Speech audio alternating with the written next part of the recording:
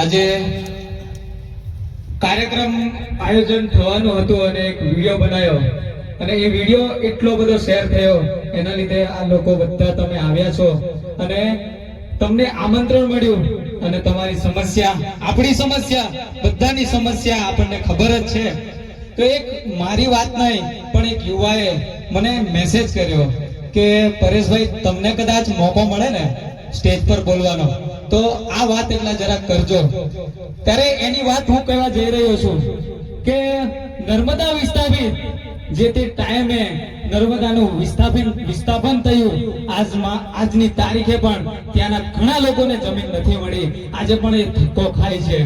આજે 28 ગામડાની વાત આવે છે, 28 ગામડાઓ વિસ્થાપિત થવાની વાત આવે છે.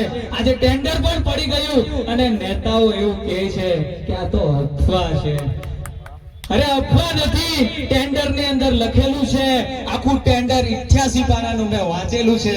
અને એક નેતાએ ટ્વીટ કરીને કીધું કે 28 ગામને પહેલા વિઝિટ કરી આવો. પણ હું કહું છું 28 ગામના અહીંયા લોકો બેઠેલા છે.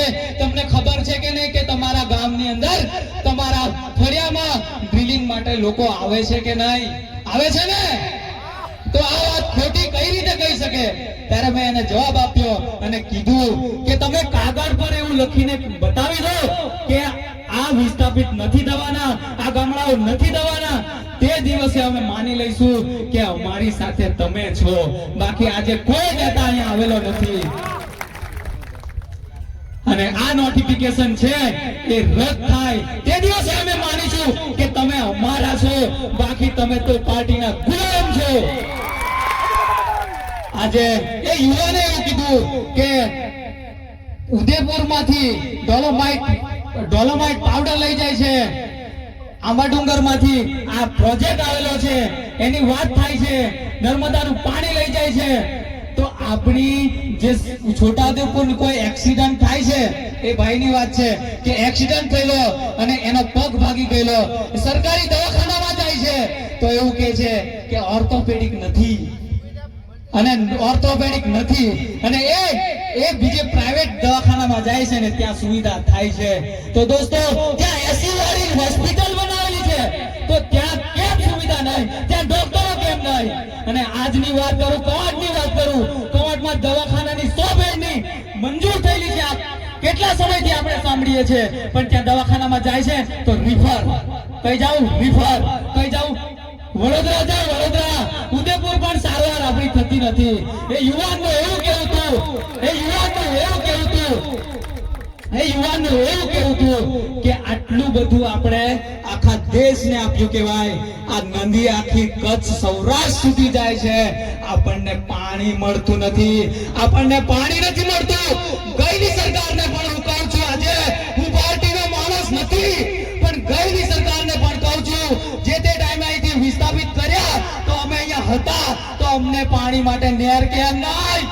આજે સવાલ હું કરું છું, એ સરકારને પણ કરું છું અને હાલની સરકારને પણ કરું છું કે આજે આ વિસ્થાપિતની વાત કરે છે એ 28 જે ટેન્ડર પડશે અને જે માણસ ટેન્ડરને લેશે એના 28 મહિનાની અંદર વિસ્થાપિત કરી દેવાનો એવો જીએમડીસી ની અંદર, એની પોર્ટલની અંદર એવું લખેલું છે, એવો પરિપત્ર થયેલો છે. તો આજે કેમ લોકો કહે છે કે આ તો કઈ થવાનું નથી? અત્યારે મેં સાંભળ્યું છે કે આ જે ગામડાની અંદર ડ્રિલિંગ થતું હતું એ રોકી દેવામાં આવ્યું છે, મશીન પાછા ખેંચી લેવામાં આવ્યું છે. દોસ્તો, સાંભળી લેજો, આ ડ્રિલિંગ ખેંચવાનો મતલબ આવનારી ઇલેક્શન છે. એ ઇલેક્શન પતશે ને તો પાછા આવી જાય, એટલે તૈયાર રહેજો.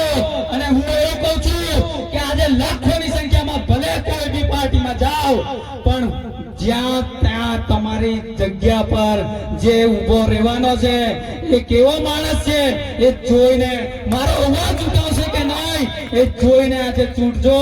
બાકી કોઈ બી પાર્ટી હોય, કોઈ આપણું હિત ઈચ્છતું નથી, પોતાના રોટલા શેકે છે.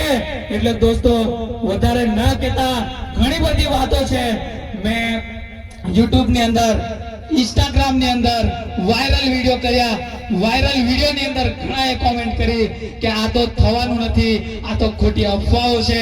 પણ દોસ્તો, જે દિવસે આપણને પેલો ઉંદરો કેવો ફૂકી ફૂકીને ખાય એ રીતે આપણને પણ આયા ફૂકી ફૂકીને કાઢવાની વાત કરે છે. આજે જે નર્મદા વિસ્થાપિતો જે છે એ બહાર રહે છે અને એ વિસ્થાપિત થયેલા લોકો છે આપણા કુટુંબી હતા, મારો કાકો હતો, મારો બાબો હતો. પણ આજે એની પેઢી દર પેઢી આજે મને ઓળખવા તૈયાર નથી, કારણ કે એ ત્યાં જઈને રહે છે, ત્યાં એના વ્યવહાર થાય છે, એ બાજુ એના વ્યવહાર થાય છે. આપણા વ્યવહાર અહીંયા સુધી રહેવાના છે, પણ એ અત્યારે હાલમાં હયાત છે તો એ લોકો ઓળખશે, પણ એની પેઢી દર પેઢી એ બહાર જતી રહેશે દોસ્તો. એટલે આ વિસ્થાપિતની વાત થાય છે તો એ વિસ્થાપિતની વાત રોકવી જોઈએ.